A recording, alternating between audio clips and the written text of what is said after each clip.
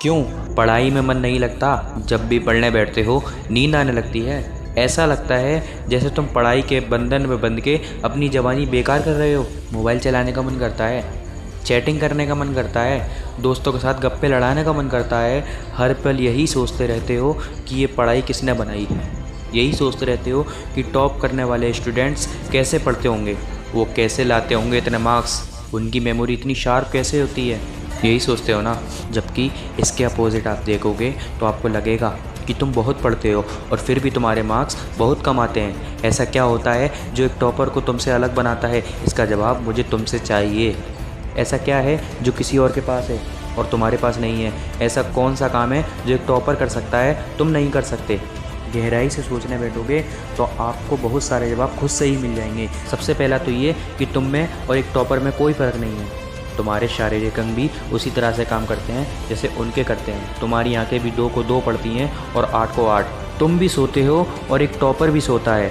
तुम भी mobile use करते हो और वो भी, उसके पास भी वही सिलेबस है, टाइम है, मौसम है और तुम्हारी ही तरह अंधेरे में ना पढ़ने वाली आंखें हैं। तो फिर फ़र्क किस चीज़ का?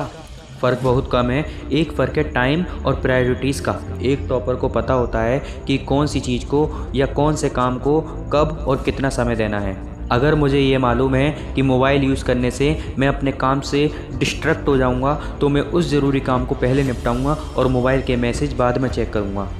कहीं कोई आग नहीं लग रही, तुम्हारे सपने सबसे पहले हैं। और दूसरा ये है जो एक टॉपर को तुमसे अलग करता है, तुम्हारा मकसद सिर्फ पढ़ना होता है, रटना होता है, मार्क्स लाना होता है। जबकि एक टॉपर का मकसद सिर्फ पढ़ना कभी नहीं होता, उसका मकसद उसके सपने होते हैं। मेरे दोस्त, पढ़ाई तो सिर्फ एक माध्यम होता है जो उसको उसकी मंजिल तक पहुंचाने के लायक बनाता है। इसलिए उसको पढ़ते टाइम नींद नहीं आती, क्योंकि उसको पता होता है कि वो सिर्फ पढ़ने के लिए नहीं पढ़ रहा, बल्कि कोई बड़ा काम करने के लिए पढ़ रहा है, अपना नाम करने के लिए पढ़ रहा है। और यही बात उसको हौसला देती है।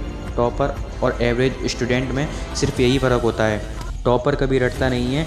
टॉपर चीज़ों के कॉन्सेप्ट को समझता है, जबकि तुम उसको रटते हो। वो उनको प्रैक्टिकल में अप्लाई करता है, इसलिए वो उनको कभी भूलता नहीं है। तुम्हारी छत पर जो पंखा चल रहा है, कभी तुमने बिजली कटने के बाद ये नोटिस किया कि वो कितने सेकंड बाद रुकता है? और उससे फिर ये जानने की कोशिश की है कि अगर इसको रेगुलेटर से आधी स्पीड पर चलते हुए रोकेंगे तो कितनी सेकंड में रुकेगा?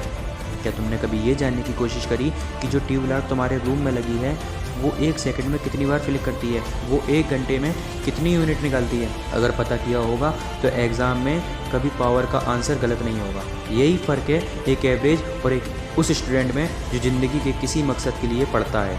क्योंकि रटा गया ज्ञान तो अगली क्लास में जाते ही गायब हो जाएगा, लेकिन सीखा हुआ कॉन्सेप्ट ज़िंदगी में बहुत बार काम आता है मेरे दोस्त। और याद रखना, हर वो रात जिसकी नींद तुमने पढ़ने के लिए कुर्बान कर दी, वो अपना कर्ज ज़रूर चुकाएगी। थोड़ा इंतज़ार रखो, अपनी मेहनत पर विश्वास रखो, तुम ज़रूर जीतोगे। तुम्हारी जीत होने ही वाली है।